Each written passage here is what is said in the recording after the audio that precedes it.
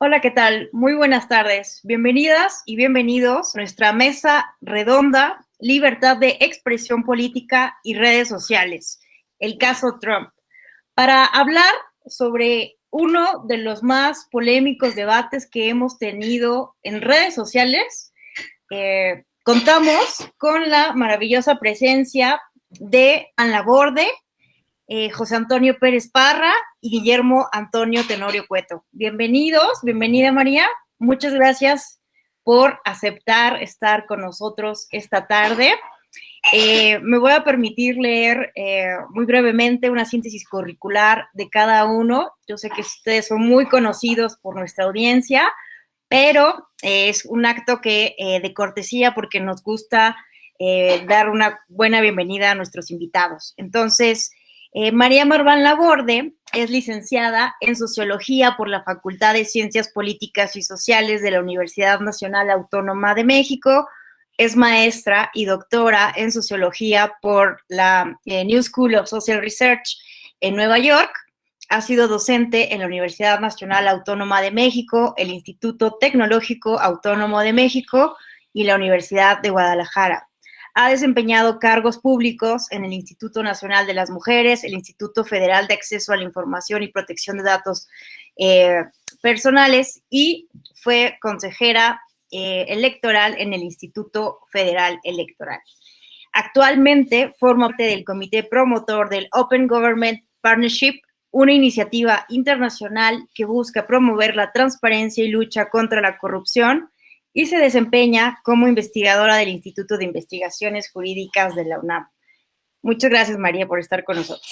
Gracias por la invitación. José Antonio Pérez Parra es licenciado en Derecho y especialista en Derecho Electoral por la Universidad Nacional Autónoma de México. Además, cuenta con la especialidad en Justicia Electoral por el Centro de Capacitación Judicial Electoral y maestría en Derecho Electoral por la Universidad de Jalapa. Se desempeñó como secretario de Estudio y Cuenta en las salas regionales Jalapa y especializada, así como secretario de tesis en la Sala Superior del Tribunal Electoral del Poder Judicial de la Federación. Bienvenido, José Antonio, gracias por estar con nosotros. Al contrario, muchas gracias por la invitación, un gusto estar con ustedes. Finalmente, nos acompaña también Guillermo Antonio Tenorio Cueto, quien es licenciado y doctor en Derecho por la Universidad Panamericana y doctor en Derecho por la Universidad de Salamanca, España. Es autor, coautor y coordinador de 14 libros y más de 40 artículos y capítulos de libros especializados en libertades informativas. Ha dictado conferencias en materia de derecho de la información en diversos foros nacionales e internacionales. Es catedrático de la Universidad Panamericana, profesor visitante de posgrado de diversas casas de estudio, tanto en México como en Iberoamérica, y miembro del Sistema Nacional de Investigadores. Actualmente es profesor titular de la materia Teoría Política y Derecho, Sociedad y Estado en la Facultad de Derecho y Derecho de la Información e Instituciones Políticas Contemporáneas en la Escuela de Comunicación en la Universidad Panamericana. Bienvenido, doctor. Muchísimas gracias por estar con nosotros en esta... Un gustazo, Alejandra. Gracias y un honor estar aquí con ustedes. Muy bien. Pues rápidamente le comentamos cuál será la dinámica de esta tarde. En un primer momento, cada uno de nuestros participantes tendrá hasta 7 minutos para exponer sus reflexiones, sus ideas en torno a este polémico caso en que no solo Twitter, sino también Facebook, YouTube, Instagram, Snapchat y el mismo Amazon negó el permiso a Parler, una alternativa que tenían todos los seguidores de Trump para alojarse en algunos servicios de Internet. Entonces, muchos han sostenido que es una acción bastante adecuada, ¿verdad? Porque ante el riesgo inminente de violencia que pudo provocar los discursos, las incitaciones a la violencia de Donald Trump, consideran que es una acción adecuada, dado que el derecho a la libertad de expresión no es absoluto. Sin embargo, otras personas han considerado esto como algo muy problemático e incluso una manifiesta censura. Entonces, pues no es algo como muy fácil de resolver, pero para ello contamos con nuestros especialistas, con nuestros expertos, para darnos alguna luz en esta discusión. Entonces, sin más preámbulo, le cedería el uso de la voz a María. Muchísimas gracias, Ale. De verdad es un honor estar con José Antonio y con Guillermo Antonio. Lamento no llamarme Antonia para estar acorde con la mesa. Agradezco mucho la invitación a la Escuela Judicial y de verdad espero no decepcionarlos, porque la verdad es que frente a este tema tengo mucho más respuestas.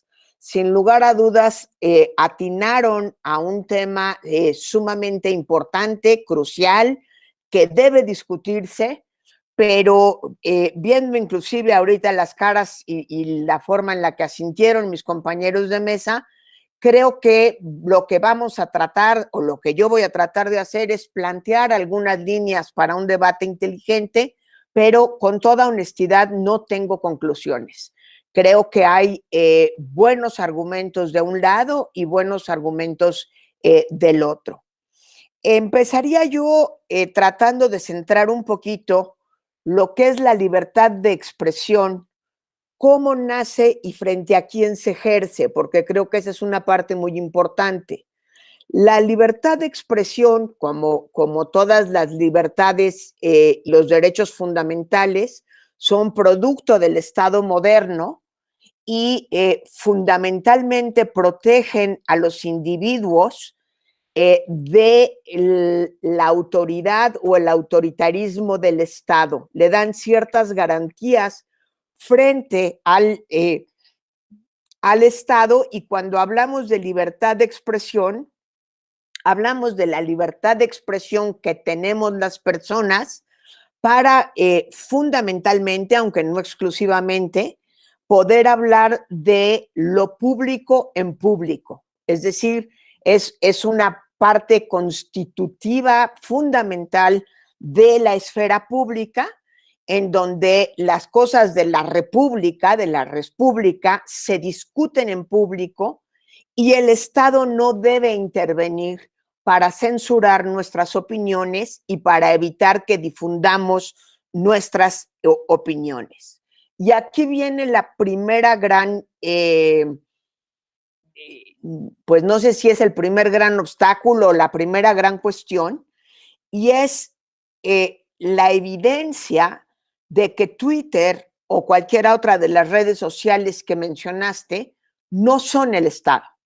Son empresas privadas constituidas como negocios que se han convertido en vehículos privilegiados para democratizar, vamos a llamarle así, la discusión pública. Obviamente sirven para la discusión pública y para muchas otras cosas, no nada más se discuten las cuestiones del Estado o las cuestiones políticas a través de las redes. Y en teoría o en principio lo que tendríamos que preguntarnos es si el hecho de haber acallado a Trump es un acto de censura y si tenía derecho a haberlo hecho o no. Y ahí es donde no está tan fácil, porque la respuesta, digamos, más abocada hacia la libertad de expresión, diría de manera más o menos pronta que no debieron de haber silenciado a Trump porque ellos finalmente son un medio, son un mecanismo neutral. Quisiera poner entre comillas mecanismo neutral, porque vamos a ver que eso tiene muchas aristas, y por lo tanto fue un acto de censura haberlo callado. Ante esa respuesta, la pregunta inmediata que deberíamos de responder es si las redes sociales no tienen ninguna responsabilidad por lo que se difunde a través de su plataforma. Y entonces empieza a hacerse mucho más compleja la respuesta que pudiéramos encontrar. Yo estoy segura que mis colegas de mesa buscaron otras opiniones y todas las opiniones son divididas, es decir, tiene esto realmente dos facetas. Eso nos lleva a un tema fundamental, que es si las redes se deben regular, o sea, si le pedimos que regule el discurso de quien utiliza sus plataformas, necesariamente tenemos que responder quién va a regular a las redes. Es una muy vieja discusión en ciencias de la comunicación, qué es mejor o qué es más democrático frente a los medios de comunicación.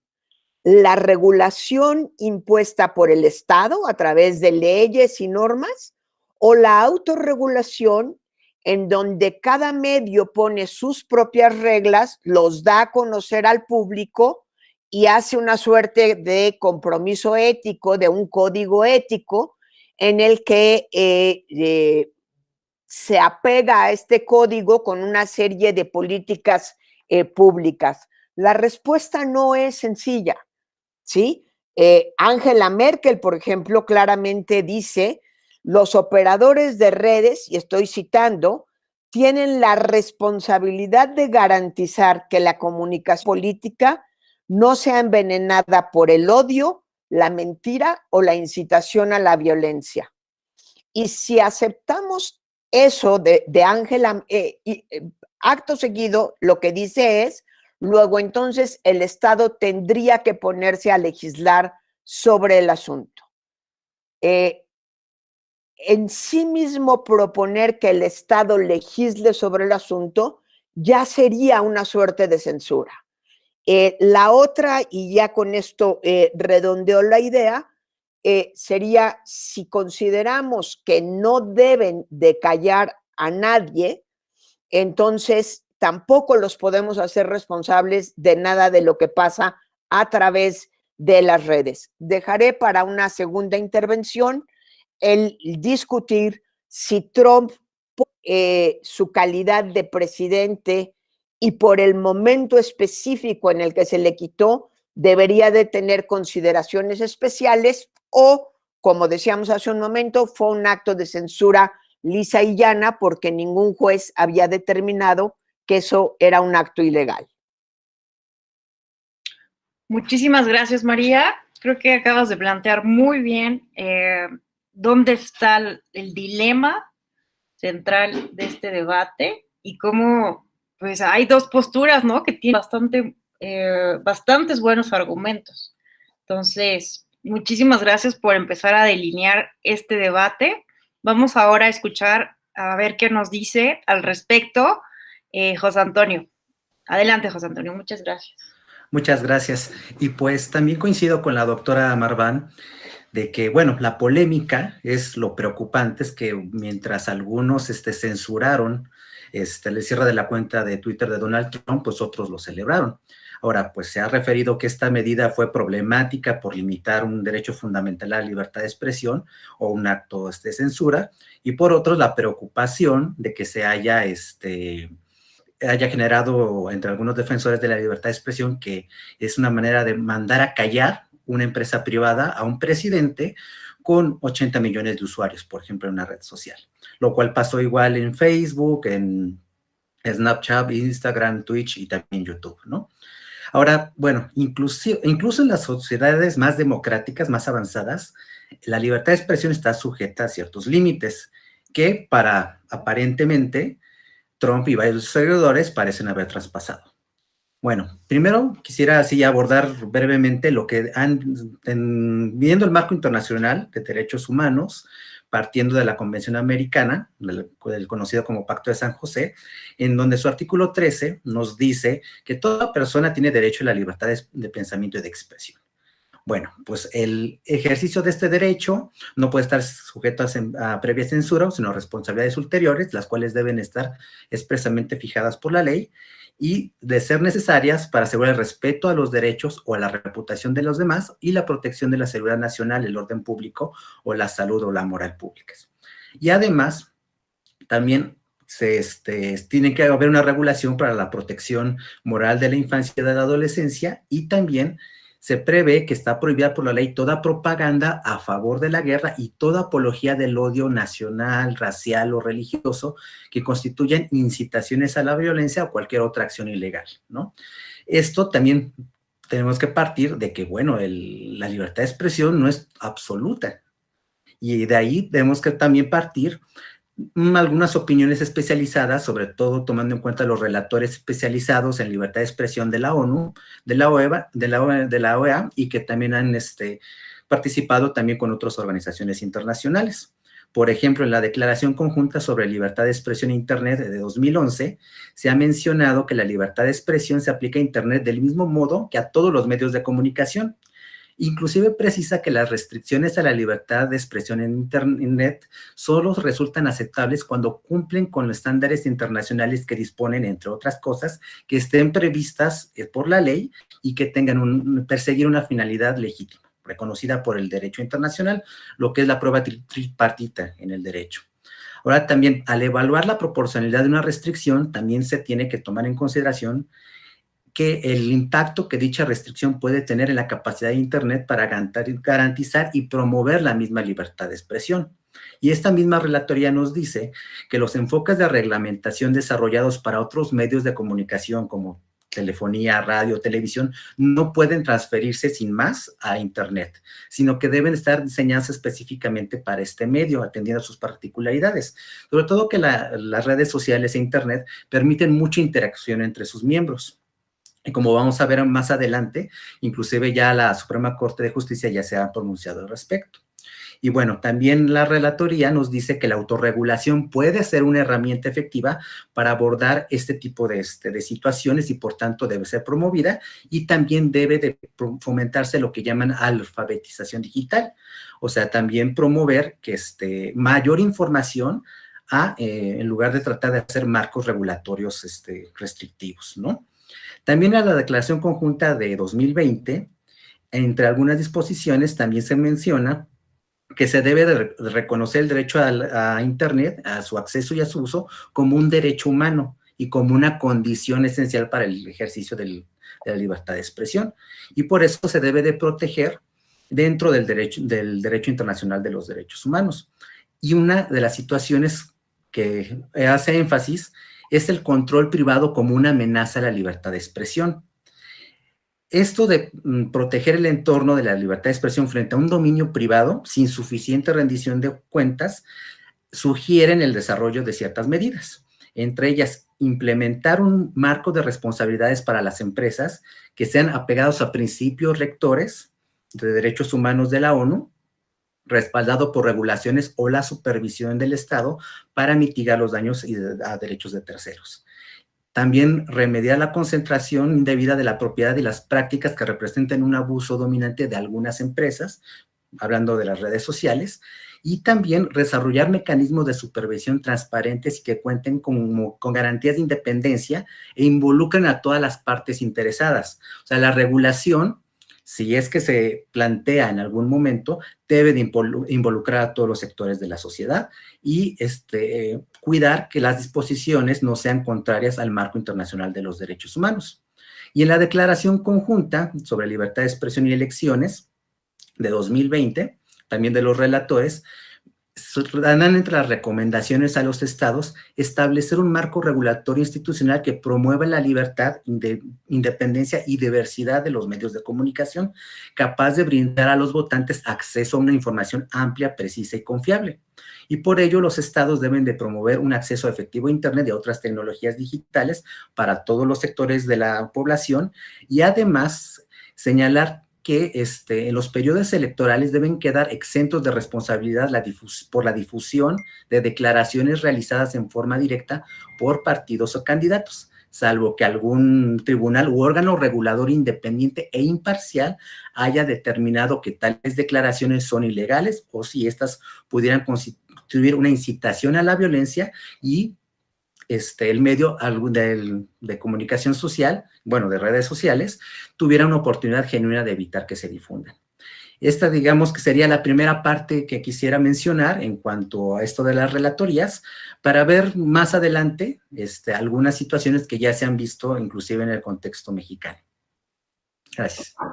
Al contrario, José Antonio, muchas gracias a ti. Me parece que con esta perspectiva que nos aportas, que nos explicas, podemos decir, ¿no?, que desde el ámbito del derecho internacional de los derechos humanos parece que hay cierto consenso de que las libertades no son absolutas, en primer lugar, y que esta idea, ¿no?, de la mano, como la mano invisible que muchos defenderían en la economía, pero para la libertad de expresión, no se sostiene cuando son empresas las que pues tienen el control del debate público, ¿no? Entonces empieza aquí a haber cierto consenso desde esta perspectiva.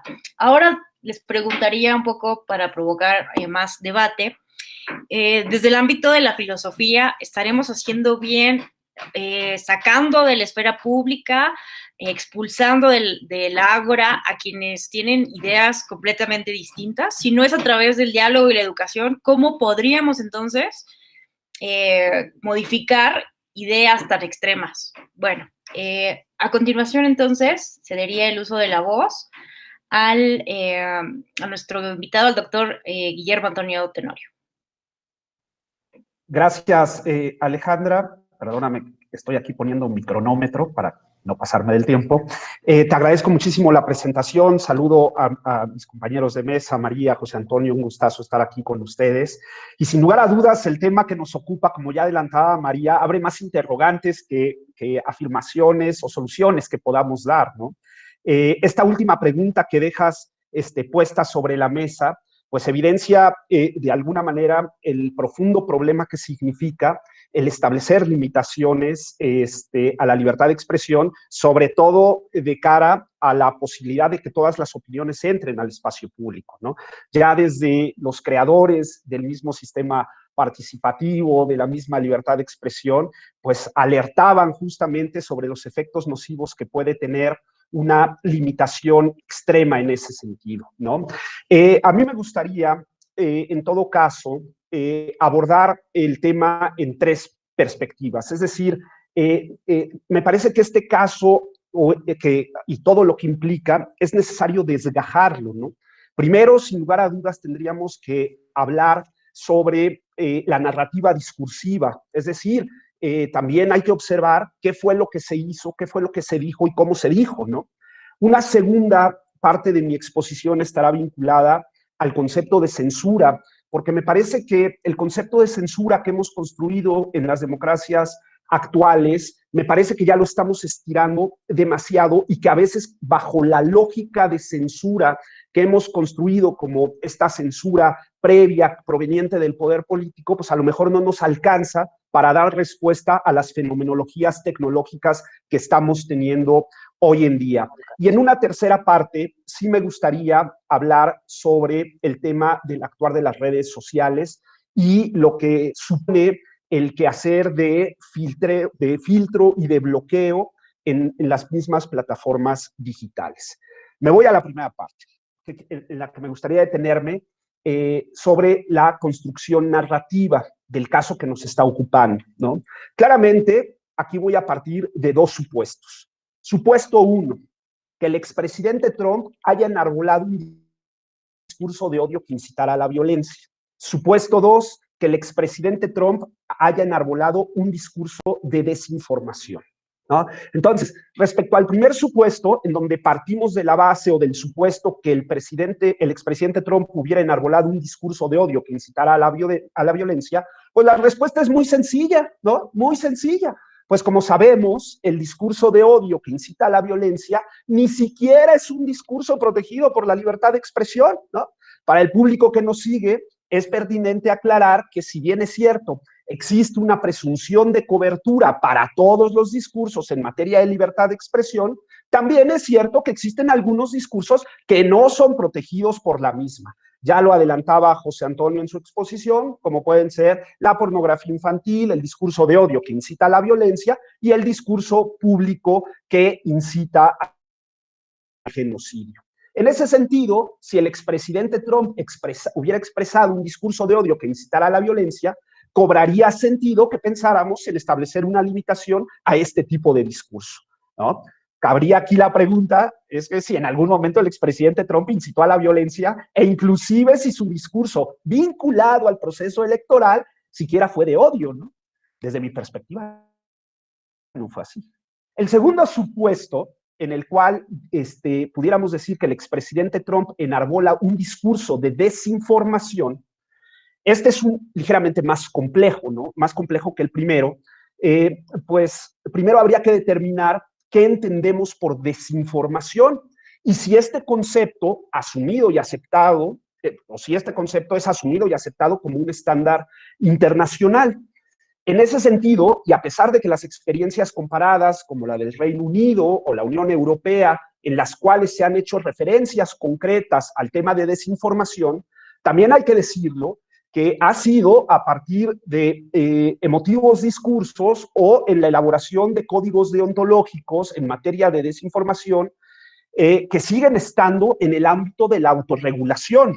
Es decir, aún todavía el tema de la desinformación no ha sido incorporado como un estándar y ello no es gratuito, toda vez que hay que recordar que la libertad de expresión tiene como basamento estructural la participación abierta de todas las opiniones para que en términos de libre mercado de ideas sea el mismo mercado el que deseche aquellas opiniones de escaso valor y en su caso potencie las que puedan ser vitales para el espacio público. En otras palabras, a todos los que nos están escuchando, hemos construido un sistema de libertad de expresión para adultos informados, donde no necesitamos que alguien nos guíe o nos diga qué podemos opinar o qué información debemos recibir para poder construir el espacio público. Es por ello que la idea de censura previa queda totalmente erradicada de las democracias contemporáneas, ¿no? Potenciando de alguna manera una puerta abierta a todas las opiniones, incluidas aquellas que puedan estar completamente desapegadas de la realidad. Con todo ello, en el caso que nos ocupa, habría que preguntarnos si las opiniones publicadas por el expresidente Trump, incluidas aquellas que afirmaban que había ganado la elección, son soportadas por la libertad de expresión. Y aquí es muy importante hacer una nueva distinción que a lo mejor podríamos formularla a partir de la pregunta si podemos aplicar el mismo estándar para una autoridad que para un ciudadano común. La respuesta es evidente, desde luego que no. La autoridad tiene la obligación de informar, de dar una información cierta. El derecho a la información en ese sentido no lo exime, ¿no? Las autoridades estatales, pues sin lugar a dudas, son autoridades estatales y los derechos humanos son oponibles al Estado. Y por tanto, la autoridad necesariamente debe informar y no debe participar del proceso de la generación de opinión pública en el espacio público. En esta lógica comunicativa del espacio público, quien forma opinión y por tanto goza a plenitud de la libertad de expresión es el ciudadano, no la autoridad. Claro que en el caso que nos ocupa, el expresidente Trump jugaba este doble papel, porque como autoridad, sin lugar a dudas, debía de informar, pero como candidato, las cosas cambian. Y como candidato participa activamente de esta cachucha de ciudadano, en la cual pues, puede emitir opiniones que inclusive pueden estar desapegadas a la realidad. Y ahí el estándar de libertad de expresión se robustece y lo protege. Dejo aquí esta primera parte de mi intervención. Quiero también abordar el tema de censura y de redes sociales, pero lo voy a dejar a mi segunda y solamente dejo esto como primer bocado de mi exposición. Muchísimas gracias, Guillermo. Me parece que dijiste, esta aclaración, ¿no?, de la censura previa, que está completamente descartada de la democracia, me parece fundamental que lo tengamos como muy claro. Y también de lo que dijiste en torno a que diseñamos un modelo de libertad de expresión diseñado para adultos, también ahí me parece muy interesante los diferentes enfoques, ¿no? Quienes están a favor o en contra, cómo ven a la ciudadanía, al ciudadano común, como una persona muy racional, capaz de decidir, filtrar las informaciones, o como un menor de edad, como un infante al que el Estado debe necesariamente intervenir para evitar este tipo de actos violentos. Hay un debate también ahí muy interesante. Muchísimas gracias, doctor. A continuación, daríamos otros 7 minutos a María para la contrarréplica. No te escuchamos, María. Tienes apagado tu micrófono. siempre sucede. Creo que no es tanto contrarréplica porque no encuentro tantos puntos de divergencia como puntos en común frente a preocupaciones comunes también. Ciertamente yo creo que hay una cuestión que es importante y es quién estaba hablando, qué estaba diciendo y haciendo, en qué momento. Porque ciertamente Trump es una autoridad, estaba en ese momento todavía siendo presidente de los Estados Unidos, pero desde mi perspectiva sí estaba claramente azuzando una revuelta, azuzando un acto de insurrección. No le voy a llamar golpe de Estado porque creo que sería exagerado, pero azuzando una insurrección que llegó hasta el Capitolio, en donde había pues gran encono en la gente, a partir de lo que Guillermo llama su derecho ciudadano como candidato a emitir opiniones sobre un supuesto fraude para el cual desde noviembre hasta el enero nunca pudo presentar una sola prueba. Entonces, ahí creo que sí hay elementos que también hay que tomar en cuenta, porque el problema no es, como decías hace un momento, Ale, si las redes o alguien puede limitar simplemente a quien no nos gusta que opine como nosotros. Creo que el problema de la censura es un problema mucho más complejo y lo planteaba muy bien José Antonio. No es que tú y yo pensemos diferente con respecto a un hecho concreto. Tampoco es que tengamos dos visiones de la realidad, pero sí los límites se establecen cuando claramente hay la incitación al odio, la pornografía infantil, etcétera. Entonces, creo que en lo que sí coincidimos es que sí hay límites a la libertad de expresión. La pregunta finalmente es si aquí se transgredieron o no esos límites, que es por donde nos quiere llevar Guillermo Antonio, y si la autoridad que debió de haber acallado a Trump era las propias plataformas o alguna autoridad estatal.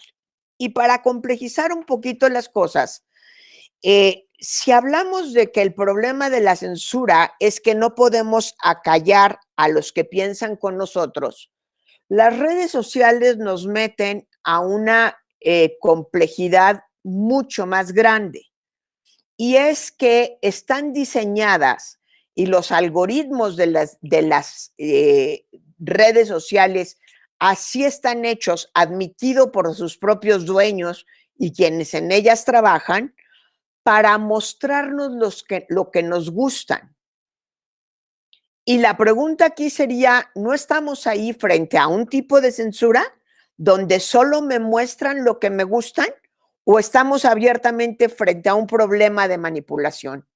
Parte del problema que hoy tenemos es que las redes sociales han ido creando estas burbujas donde yo me junto por diseño de las redes, no nada más por mi opción, por diseño de las redes, yo veo las opiniones de quienes piensan parecido a mí y de quienes son capaces de afirmar en este momento que en México está nevando y que ya es de noche, y no importa que la realidad fáctica me desmienta, como solamente escucho a los que piensan como yo, entonces veo las cosas de una determinada manera. Yo estoy segura que si hubiéramos hecho un segundo análisis a quienes criticaron que hubieran callado a Trump o a quienes lo aplaudieron,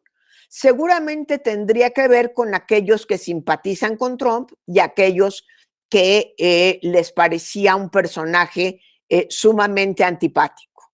Entonces, realmente creo que hablar de censura en las redes de comunicación también nos obliga a hablar de manipulación y también nos obliga a repensar si tienen lógica esos algoritmos. Hemos de reconocer que esos algoritmos muchas veces los agradecemos. Cuando compramos libros a través de una plataforma electrónica, no existe una sola, el algoritmo nos lleva a que nos sugieran libros que seguramente nos van a interesar. Y a todos quienes hemos comprado libros, pues la verdad yo diría que los algoritmos son muy acertados. Casi les diría yo, de 10 libros que me recomiendan, 9 me parecen muy acertados. No compro 9 porque ya estaría yo absolutamente quebrada, ¿sí? Pero sí hay un problema en esta neutralidad de las redes, que creo que lo primero que tenemos que asumir es que en realidad no son tan neutrales y lo mismo manipulan que censuran.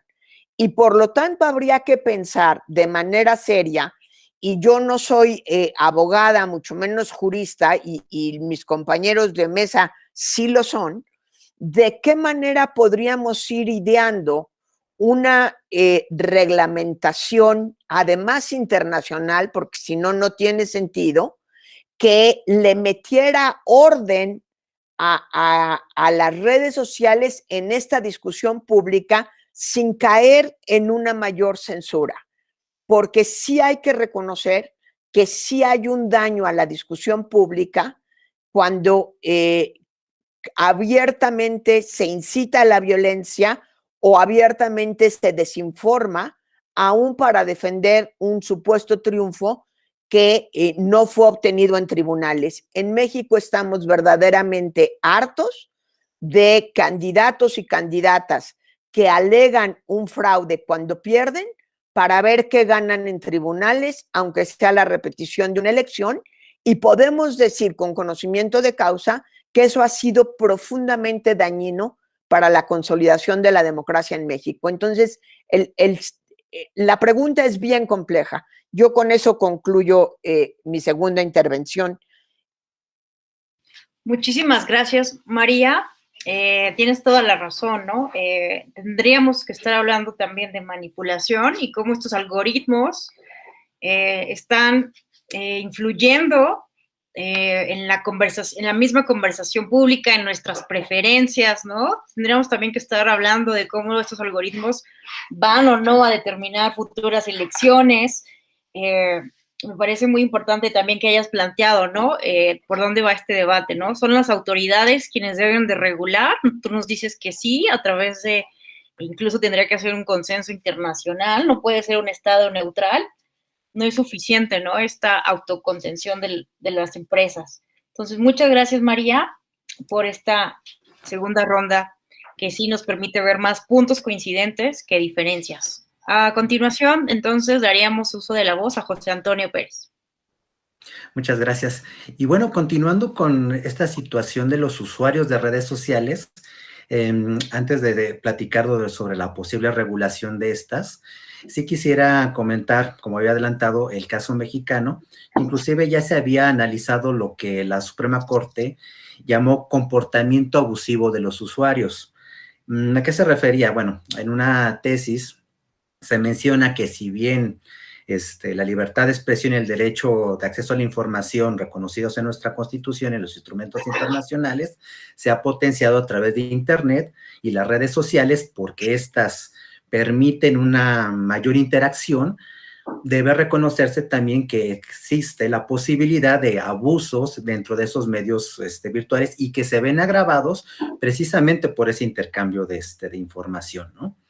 Entonces, inclusive, podríamos decir que palabras más, palabras menos que dice la Corte, dice, en el caso de las redes sociales existe la posibilidad de encontrar comportamientos abusivos, como son la comunicación bilateral y el intercambio de mensajes, opiniones y publicaciones entre usuarios, pero que muchas veces el receptor de esos mensajes puede estar expuesto a amenazas, injurias, calumnias, coacciones o incitaciones a la violencia, que pueden ir dirigidos al titular de la audiencia o de alguna otra manera. Y tal como en la opinión de algunos, en el caso que habíamos visto de Donald Trump, las publicaciones dirigidas en general, muchos de sus seguidores las tomaron como una incitación a tomar el Capitolio, ¿no? Esto es lo delicado de que hay una falsa creencia también en muchas personas que por ser Internet es un territorio libre y se puede hacer absolutamente todo, lo cual pues no es cierto. Inclusive las propias compañías de redes sociales y intermediarios de Internet en sus políticas ponen diversas disposiciones que son colocados comúnmente denominados como términos de uso, los cuales no están tan alejados de lo que son las disposiciones internacionales. Por ejemplo, en los términos de uso de Twitter, textualmente dicen, violencia, no puedes hacer amenazas violentas contra una persona o grupo de personas. Terrorismo, no puedes amenazar o fomentar el terrorismo o el extremismo violento. Así varias situaciones. En integridad cívica, no puedes utilizar los servicios de Twitter con el fin de manipular o interferir en elecciones u otros procesos cívicos. Esto incluye publicar o compartir contenido que pueda suprimir la participación o engañar a las personas sobre cuándo, dónde o cómo participar en el proceso cívico. Dentro de los propios términos a los que tú estás, digamos, contratando y haciendo servicio de así que es un servicio particular, pues te tienes que seguir estas condiciones. Ahora, en este año, en enero de 2021, en su nueva política de integridad cívica, menciona Twitter que etiquetarán o eliminarán información falsa o engañosa que tenga la intención de socavar la confianza del público en una elección u otro proceso cívico. Entre otros, pone de ejemplos que sean, digamos, información no verificada sobre fraude electoral, manipulación de papeletas, recuento de votos o certificación de resultados electorales. Adjudicarse la victoria antes de que se certifiquen los resultados, incitar una conducta ilegal para evitar la implementación de los resultados, o sea, obstaculizar el voto o el recuento, por ejemplo, afiliación falsa o engañosa a partidos políticos. Entonces, como vemos, sí hay varios aspectos que sí pueden ser acordes a lo que es el derecho internacional. Y más adelante sí quisiera como que mencionar un poquito en el hincapié de, sobre todo en el debate actual, que estamos sobre un posible escenario de regularización. Gracias. Muchísimas gracias a ti, José Antonio. A continuación daríamos entonces el uso de la voz al doctor Guillermo Antonio. Gracias, Ale. Maravillosas intervenciones. La verdad es que me da muchísimo enojo es que tengamos tan poquito tiempo, porque ya María metió el tema de algoritmos y manipulación, que nos daría para hacer una mesa maravillosa del tema y explorar cómo partimos a lo mejor de la idea de una idea democrática pues equivocada respecto a lo que somos como ciudadanos, ¿no? O sea, ¿qué tanto no somos capaces de darnos cuenta que una información es falsa? ¿Qué tanto sí? ¿Qué tanto nos dejamos manipular? ¿Qué tanto sí? Y esto pues nos abriría un debate maravilloso, ¿no? Pero a mí me gustaría retomar las dos partes que me faltaron, porque si no va a quedar así como que rara mi participación, ¿no? Y una de ellas tiene que ver justamente con este tema de la censura, ¿no? Y a mí me parece que este tema de la censura es un concepto que hay que trabajar con mucho cuidado. Es decir, en los estándares internacionales solo hablamos de censura en los términos de la llamada censura previa, es decir, de esa violación extrema a la libertad de expresión que proviene del poder público. En otras palabras, pues tenemos un concepto de censura totalmente acotado a un actuar que impide la expresión de las ideas de la mano justamente del poder público. Entonces, un acto a posteriori no sería censura, bajo esta lógica, ¿no? Un acto a posteriori sería una limitación que pudiera tener efectos, a lo mejor, de censura, ¿no? O puede venir de otro poder que no sea del Estado, bajo la lógica que tenemos de la construcción del concepto de censura, pues tampoco, ¿no? Porque pues hemos establecido que toda censura debe venir acompañada de la mano del Estado. Ahora bien, también hay que decir que esta aproximación al concepto de censura tampoco es gratuita, ¿no? Entendiendo que la libertad de expresión se ha construido bajo una lógica de ser un contrapeso del poder del Estado. Y ahí sí tendríamos que preguntarnos si el actual concepto de censura previa, tan limitado, es operativo para las nuevas tecnologías de la información o no. Es decir, si debemos seguir partiendo de la base que la censura solo se materializa a partir del momento de control de la información, o podemos manifestar otros actos de censura diversos a los del poder del Estado y en otro momento, ¿no? Que no sea el mero mecanismo de control previo. Y de igual manera, esto también hay que decirlo, hay que entender que bajo el actual paradigma de censura previa, las llamadas empresas informativas y comunicativas, y aquí voy a decir algo que a lo mejor les preocupa, bajo el actual paradigma no censurarían. Tendrían derecho a una línea editorial, la cual está protegida constitucionalmente en todos los sistemas democráticos del mundo, ¿no? Porque esta empresa informativa o comunicativa actualizaría su libertad de prensa justamente en la responsabilidad que tiene sobre lo que se publica y lo que no, pudiendo establecer con claridad esta línea editorial. La pregunta que también habría que lanzar, decíamos que íbamos a dejar muchas preguntas abiertas, es si las redes sociales en realidad juegan el mismo rol de una empresa informativa, porque el diseño de contenidos, la edición de contenidos, pues no pasa por un proceso de responsabilidad, ya lo adelantaba María, como sucede en un medio tradicional, ¿no? Con todo esto, pues sí me gustaría también generar una nueva pregunta que tiene que ver justamente sobre las redes sociales y la web, ¿no? Es decir, ¿es factible llevar a cabo un control de contenidos en la web? Ya adelantaba una pregunta similar José Antonio, ¿no? Y hay que también tenerlo claro, desde la misma creación de las páginas web y las redes sociales, se han ido estableciendo reglas de bloqueo y filtrado de los operadores de la misma información, de las mismas páginas, de las mismas redes sociales, ¿no? Y bien sabemos que los programas informáticos de filtros, pues sin lugar a dudas, ahora se están presentando como uno de los instrumentos más peligrosos para la libertad de expresión en cualquiera de sus manifestaciones, ¿no? Pues permiten identificar y seleccionar determinados contenidos, así como bloquearlos y suprimirlos, ¿no? Y sabemos también que estos sistemas de filtrado pues se generaron justamente para hacer un control parental de los contenidos, ¿no? En aras de proteger a los menores.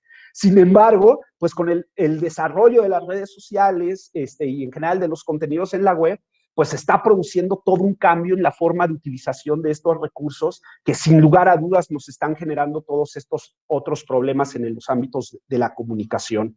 Pero sin lugar a dudas, sí hay que afirmar, al menos desde mi perspectiva, que pues ninguna finalidad puede legitimar controles indiscriminados de los procesos de comunicación. Hago énfasis en la palabra indiscriminados, ¿no? Y a lo mejor, ahí está un poco la respuesta a este caso, ¿no? Ya José Antonio adelantaba estos nuevos términos de 2021, pero hay que recordar que también en 2020, tanto Facebook como Twitter establecieron mecanismos de búsqueda de desinformación, pero ojo, no fueron actualizados sus términos y condiciones hasta el 2021, como lo refiere José Antonio, ¿no? Es decir, había el mecanismo de búsqueda de desinformación, pero al usuario nunca se le decía que la cuenta iba a ser bloqueada por estos mecanismos de desinformación. Entonces, a mí lo que me parece es que claramente hay un abuso en la forma en la que la plataforma ha ido estableciendo, al menos en estos últimos meses, estas reglas, ¿no? Porque habla de desinformación y en un primer momento no se nos dice que es desinformación, procede a los bloqueos y ya sale con las reglas de operación de 2021 con lo que entiende al menos vinculado al proceso electoral, ¿no? Uy, qué lío. Con todo esto, con todo lo anterior que yo creo que he venido refiriendo, a mí sí me gustaría, pues, al menos dejar algunas líneas para que repensemos, ¿no? Entonces, a mí me parece que para ir solucionando estos problemas sería bueno, a lo mejor, empezar por reconceptualizar el concepto de censura, ¿no? Es decir, que mientras ello no ocurra, seguiremos pensando que la censura a lo mejor solo puede materializarse de manera previa y no podemos abordar adecuadamente los efectos de la tecnología con los bloqueos y los filtrados de la información, ¿no?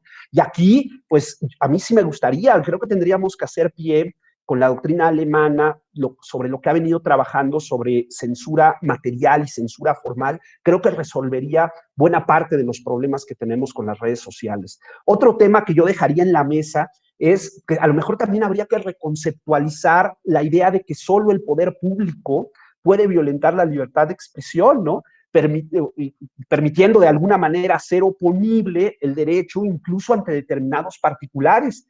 Y aquí, pues a lo que me estoy refiriendo, a mis colegas juristas, pues es justamente a esta teoría también alemana de la eficacia horizontal de los derechos humanos, ¿no? Yo he venido hablando de esto con motivo de la protección de datos personales, en donde a lo mejor sería una herramienta súper útil poder participar de la famosa Drittwirkung para los efectos horizontales ante determinadas posiciones de poder que van ejerciendo otros participantes que no necesariamente son el Estado. Y por último, yo creo también que se volvería indispensable pues reconceptualizar los efectos de las redes sociales en el espacio público y en la generación de opinión pública. Son un actor fundamental de la generación de la opinión pública hoy en día y eso no lo podemos negar, ¿no? Y en todo caso,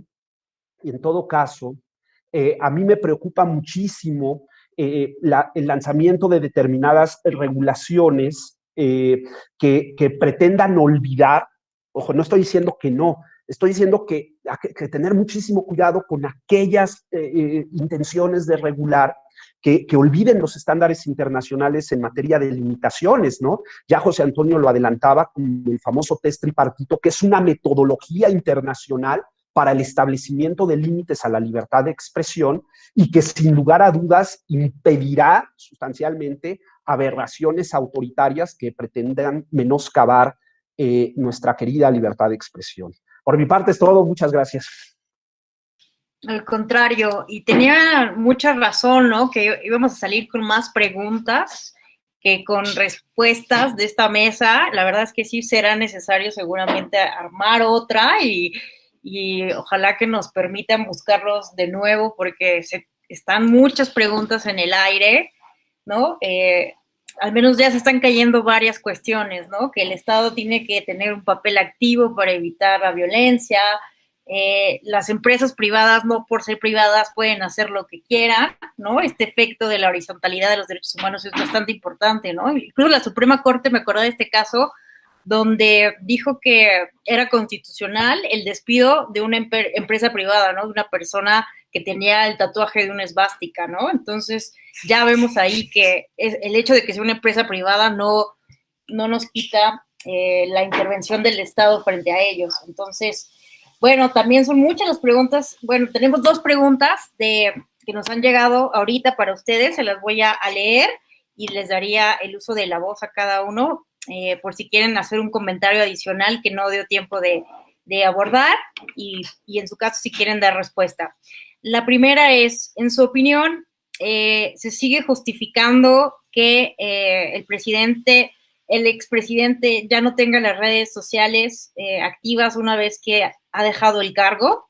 ¿Sigue existiendo ese peligro aún que ya dejó el cargo? Nos preguntan. La segunda pregunta es, ¿cómo lidiar con las teorías de la conspiración que cada vez tienen más auge en esta hiperconectividad? Entonces, hasta ahorita nos han llegado estas 2. Le daría el uso de la voz entonces a María Marván. Me diste el uso de la voz demasiado rápido. Estaba yo tratando de confirmar, pero según entiendo, Twitter le restableció la cuenta a Trump. No estoy segura, no sé si mis colegas de mesa tendrían información más certera. Creo que así es. Ahí finalmente pues volvemos a lo mismo. Si la pregunta es si se justificó en un momento dado que le quitaran la voz, la pregunta es si ahora en realidad ya no puede hacer daño o sería injustificable seguirlo privando de voz en tanto que ya no es presidente, es decir, ya no tendría la calidad de autoridad. Y ahí nos vamos otra vez a un nuevo cuestionamiento. El número de seguidores hace una diferencia cualitativa, es decir, si una persona tiene 30 seguidores, lo puedo dejar que diga lo que se le ocurra, entre otras cosas porque a lo mejor ni siquiera lo detectan, pero si tiene 80 millones de seguidores y no es un personaje político, entonces puede decir lo que quiera. En fin, creo que sí hemos logrado abordar desde muchas aristas lo complejo que es el tema, la necesidad que hay de discusión, la necesidad de tener frente a las redes nosotros mismos déjenme llamarle así, una mente activa, es decir, no tragarnos todo lo que leemos en las redes. Finalmente, frente a los medios de comunicación, pues yo puedo elegir entre comprar La Jornada, comprar el Reforma o comprar el Alarma. Pues yo voy a tener cierta información si compro el Alarma, donde voy a pensar que todos los días hay atropellados, ensangrentados en cualquier calle por la que camino, ¿sí? Aun cuando las fotos sean reales de personas que efectivamente así murieron, pero hay una distorsión de la realidad muy importante.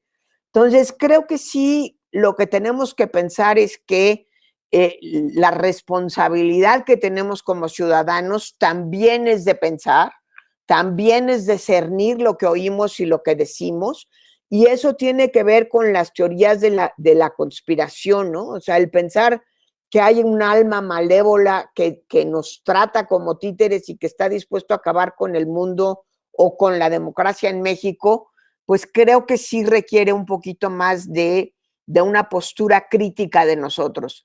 Tristemente soy de las personas que creo que el sistema escolar mexicano te educa muy poco para el pensamiento crítico. Te educan más en un sistema muy autoritario en el que te enseñan que el maestro o la maestra tiene la razón por definición, que no se puede cuestionar y que lo que está escrito en los libros es la verdad absoluta y no que uno escribe los libros para abrir una conversación, no para acabar una conversación. Pero pues son cosas que tendremos que ir empezando a madurar como ciudadanos de una nueva democracia que sigue todavía en ciernes. Muchísimas gracias, María. Perdón por darte tan abruptamente el uso de la voz. No, era mi turno, pero voy a checar ahorita, pero ya ahorita nos dirán, creo que sí les regresaron por lo menos Twitter. Ya se la regresaron. Informar que aquí la cuenta sigue suspendida. Twitter suspende cuentas que incumplen las reglas de Twitter. Entonces aquí me mandaron también la foto de la cuenta suspendida. La que está verificada como de Donald Trump oficial, ¿no? Muchísimas gracias, María, por dar respuesta a estas dos preguntas. Ahora daría el uso de la voz a José Antonio Pérez. Gracias. E igual siguiendo este tema, tanto de las cuentas de los funcionarios públicos, como pues dentro del debate de información y las fake news, entre otras, digamos, son dos temas, dos inquietudes que también me gustaría así que dejar sobre la mesa. Bueno, la primera es el bloqueo de las cuentas de los funcionarios, ¿no? La Corte de Estados Unidos había resuelto que Trump no podría bloquear a nadie de su cuenta personal de Twitter porque este era un foro público, un espacio donde él daba información pública y que inclusive pues era de carácter gubernamental. Entonces, por ello no me puedes bloquear porque obviamente yo no voy a tener acceso a información. En México se replica ese criterio más o menos y hay una tesis, redes sociales de los servidores públicos bloquear o no permitir el acceso a un usuario a las cuentas en las que comparten información relativa a su gestión gubernamental sin causa justificada, atenta contra los derechos de libertad de expresión y de acceso a la información de la ciudadanía. Bueno, pues aquí yo también la duda, la inquietud es de que, bueno, o sea, podemos utilizar cuentas personales como fuentes oficiales de información. Yo digamos que ante un comportamiento abusivo de usuarios, lo puedo bloquear o no. Eso queda ahí también pues a debate, ¿no? En el caso de que, bueno, yo como funcionario público me bloquearon mi cuenta y que me mantengan bloqueada mi cuenta por incumplir los términos de servicio, entra también la cuestión de debate si las empresas privadas pueden silenciar a un ente ya prácticamente público, aunque estaba utilizando una cuenta personal.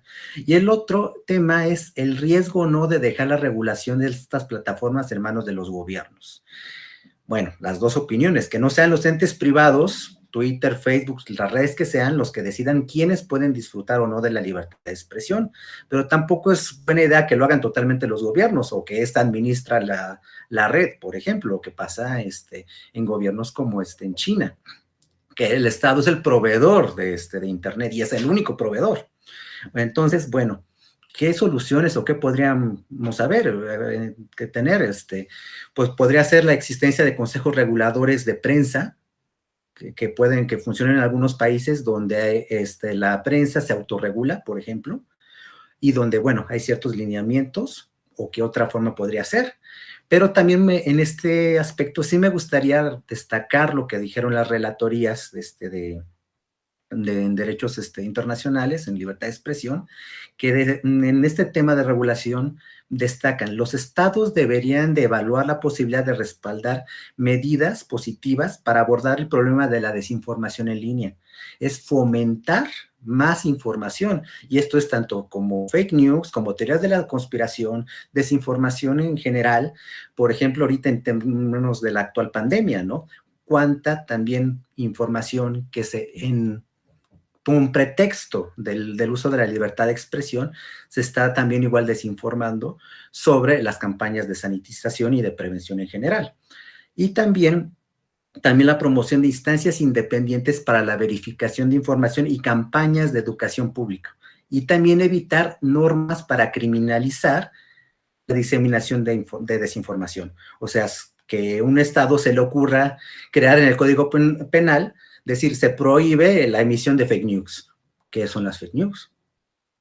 Sí, o sea, no podemos, digamos, simplemente aventar así la bolita y dejarlo completamente sin ninguna respuesta, y menos dejarlo totalmente incierto, ¿no? Y la última recomendación de las relatorías que quería mencionar son desarrollar mecanismos de supervisión transparentes y que cuenten con garantías de independencia, eso es muy importante, la independencia, e involucren las múltiples partes interesadas. O sea, no puede ser una decisión unilateral del Estado. Debe de haber un consenso entre órganos de derechos humanos, las empresas, académicos, la propia sociedad, ejercicios de parlamento abierto, para abordar las reglas privadas de moderación de contenido, de las redes sociales en su caso, y si estas también son acordes o contrarias al derecho internacional o interferir en el derecho de las personas a su libertad de expresión.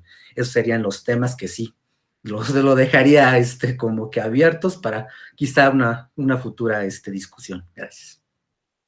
Muchísimas gracias, José Antonio. Creo que con esto que mencionas ya vamos como delimitando las conclusiones, y lo hilo con lo que decía María, ¿no? Esto de que cuál es la calidad de la educación en México, ¿no? En el mundo en general, en cualquier sociedad, cómo estamos formando la ciudadanía en pensamiento crítico para hacer esto, ¿no? Que nos recomienda los estándares internacionales que nos menciona José Antonio, de promover mayor alfabetización digital, ¿no? De buscar que no sean regulaciones al Internet restrictivas, sino que fomenten una ciudadanía activa, capaz de filtrar por ella misma, ¿no? Pero por lo pronto, sí es muy peligroso, como señalas, ¿no? Dejarlo todo en papel del Estado, en un extremo como el caso de China, o todo a las empresas. Definitivamente no podemos hacer eso si nos vamos a tomar en serio el tema de la regulación en redes sociales. Muchísimas gracias, José Antonio. Daría entonces el uso de la voz a Guillermo Antonio. Gracias, Alejandra. Oye, pues, sin lugar a temas valiosísimos, buenas reflexiones, buenos temas los que están quedando aquí sobre la mesa y un poco abiertos para que todos reflexionemos. A mí lo único que me preocupa es el concepto de ciudadano que nos dijeron que somos, ¿no? Es decir, si yo voy a participar a la urna, si yo voy a ir a votar, quiere decir que soy un ser humano capaz de hacerse de información, de procesar información y de tomar decisiones públicas. Pero si soy un ciudadano que no compara información, que se cree todo lo que le dicen, que inclusive llega a creer que la Tierra es plana, pues entonces, ¿qué tipo de ciudadano formamos? Y pregunto, ¿realmente entonces tenemos que hablar de un ciudadano en democracia? ¿Realmente hablamos de democracia? Porque si nosotros partimos de la base que somos manipulables, que no nos hacemos de información, pues entonces cerremos la cortina de la democracia y digamos que somos otro sistema, pero no democrático, ¿no? Pero aquí viene el gran problema. Es que ese es el gran problema, porque tanto María como José Antonio lo adelantan, ¿no? Entonces la pregunta es, ¿qué tipo de ciudadanos somos, no? Y ahora que venía esta pregunta de las famosas teorías de la conspiración, pues nosotros hemos construido un estándar de libertad de expresión abierto, es decir, en donde todas las opiniones entran y el mercado, pues vamos seleccionando las ideas de escaso valor y las ideas que nos potencian hacia un mejor apego a la realidad. Pero desde que se dio la libertad de expresión, se eliminó la posibilidad de la censura, ¿no? Es decir, ¿quién determina en principio qué ideas son de escaso valor, qué ideas son buenas, ¿no? Pues lo tiene que hacer el mercado en un sensor previo. El gran problema que tenemos es que no tenemos claridad respecto al concepto de desinformación, porque esa desinformación no es una opinión baladí de alguien, es una información falsa con, con las miras a producir un efecto. Y ahí es donde viene lo malévolo del tema, ¿no? Bien, lo adelantaba María con el tema de la manipulación. Cuando yo sé que estoy así, elaborando una desinformación respecto a tanques de oxígeno o hospitales del COVID, lo estoy haciendo ya con miras a causar un efecto, un pánico determinado. Y fíjense cómo, inclusive en el estándar de medios tradicionales, hablábamos de la propagación de noticias falsas con el ánimo de causar alarma en la población. Y era algo que implicaba una limitación a la libertad de expresión en términos de responsabilidad de quien la hacía, ¿no?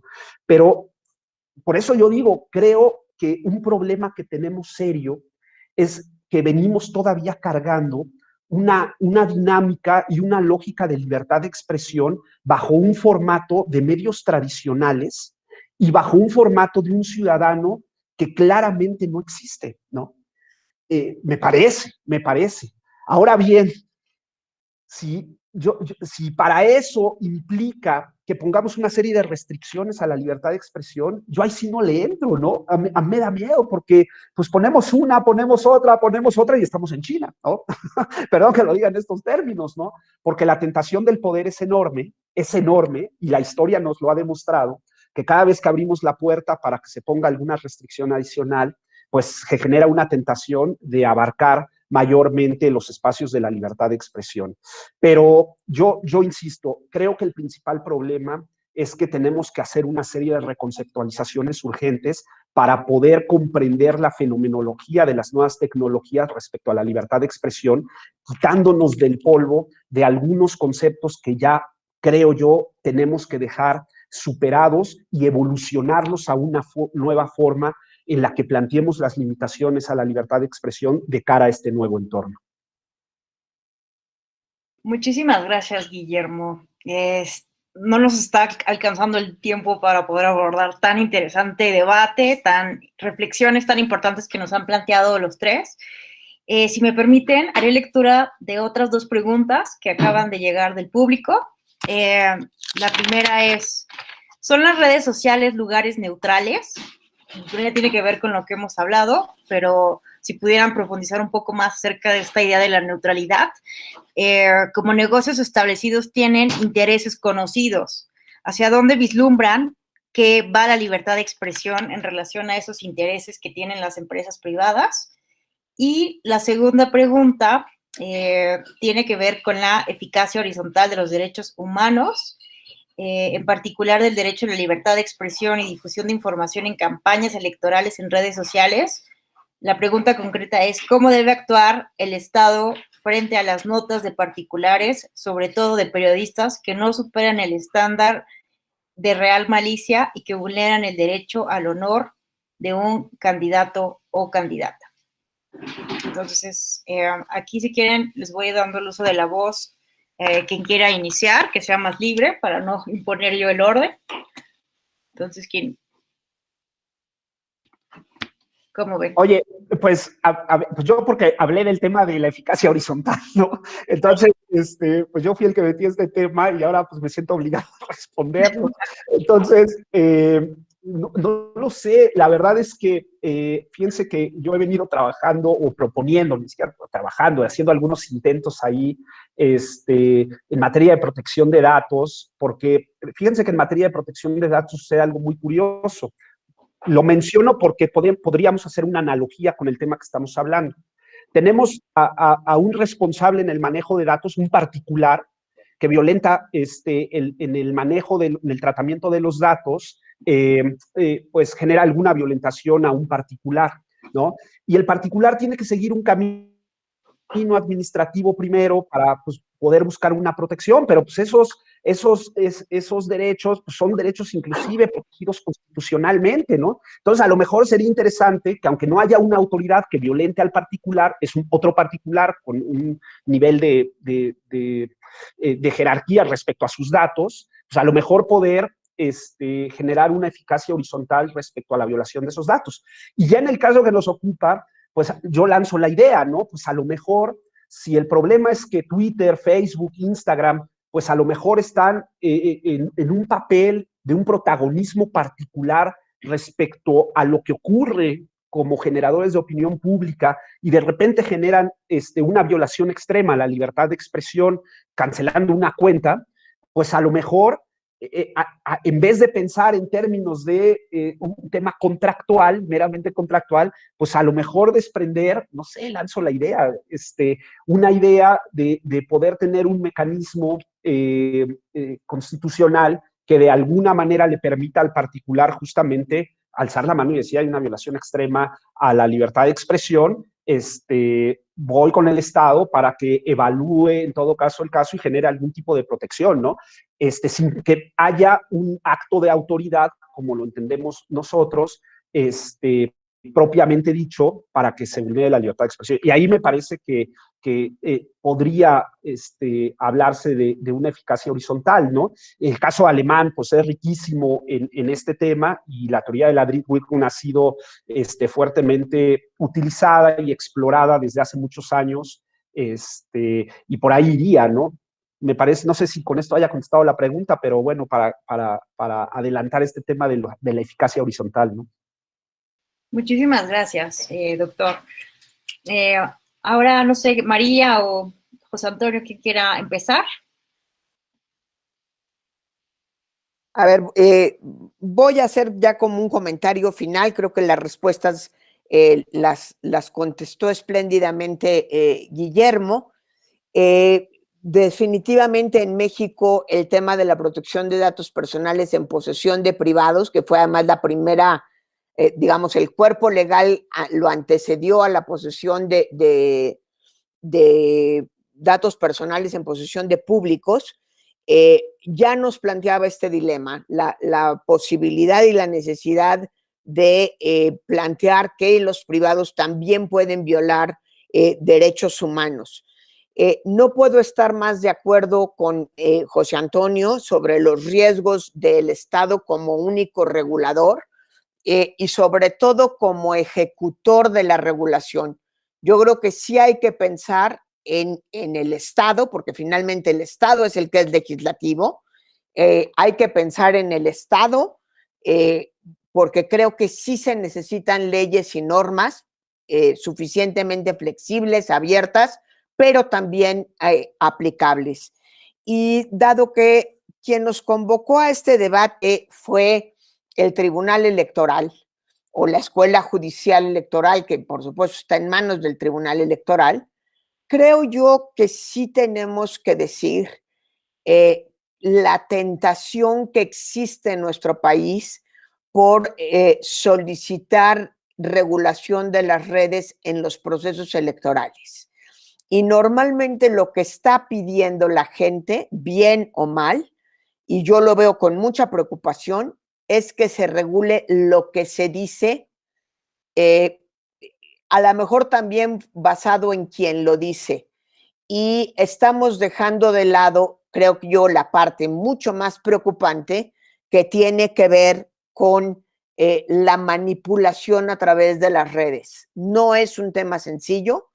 Yo he sido crítica muy fuerte del modelo de comunicación política en México. Me parece un modelo fuertemente restrictivo que plantea a los ciudadanos mexicanos, no sé si como infantes o de plano como incapaces, como interdictos, como incapaces de razonar y discernir las cosas.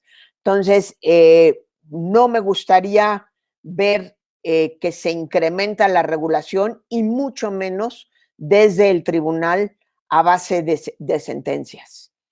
Yo con eso concluyo y de verdad agradezco muchísimo la invitación. Ha sido un placer compartir con José Antonio Pérez Parra, con Guillermo Antonio Tenorio y desde luego, Ale, tú sabes que te quiero muchísimo y ha sido lindo coincidir en esta mesa, y a todos quienes nos escuchan a través de la plataforma, a través de las redes, les agradezco el favor de su atención y por supuesto mi mayor reconocimiento a mis colegas de mesa.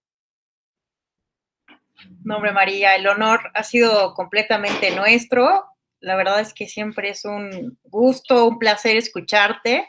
Siempre tus intervenciones tan inteligentes, tan agudas. Muchísimas gracias, María. Yo también, sabes que te aprecio, te quiero mucho. Gracias, María, por estar aquí con nosotros.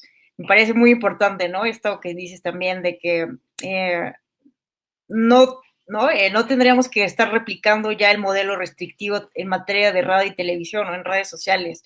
Parecía que tal vez tendríamos que ir al revés, ¿no? Entonces me parece muy importante que lo menciones en estos momentos. Pues para cerrar entonces, daría el uso de la voz a nuestro querido José Antonio. Muchas gracias.